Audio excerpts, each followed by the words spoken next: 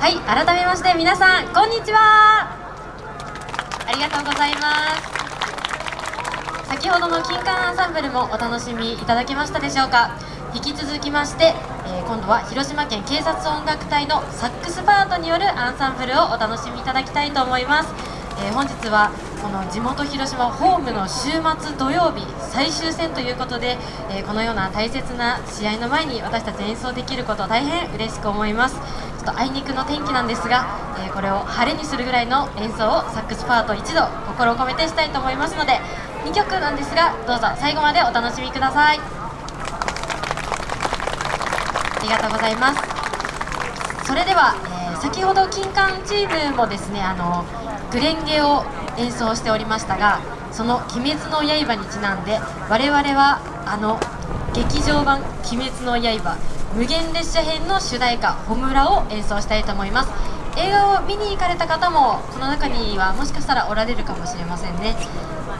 先ほどシンガーソングライターの方も歌われておりましたが、また歌とは一味違うサックスの響きでこの「炎」をお楽しみいただければと思います。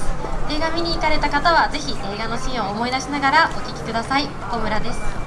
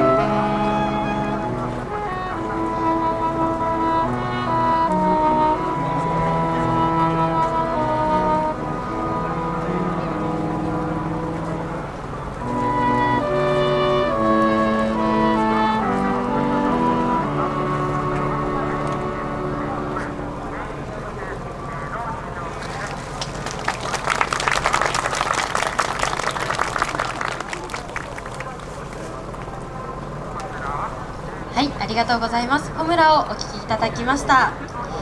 続いての曲が最後となりますが、最後は相棒のオープニングテーマをお聴きいただきます。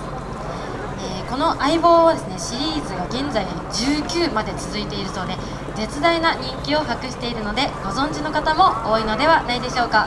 だんだんと空も明るくなってきましたので、私たちのパワーも天気に通じたかなと思います。最後皆さんぜひ手拍子で音楽に参加してみてください。相棒のオープニングテーマです。本日はありがとうございました。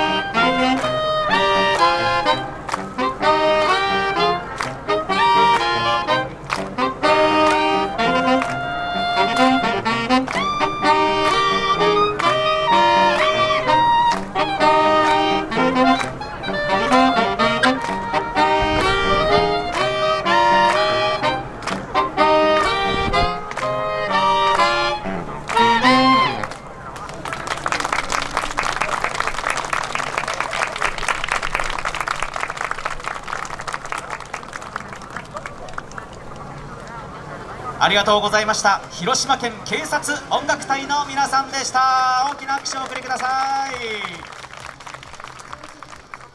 さあ、広島県警察音楽隊の皆さん。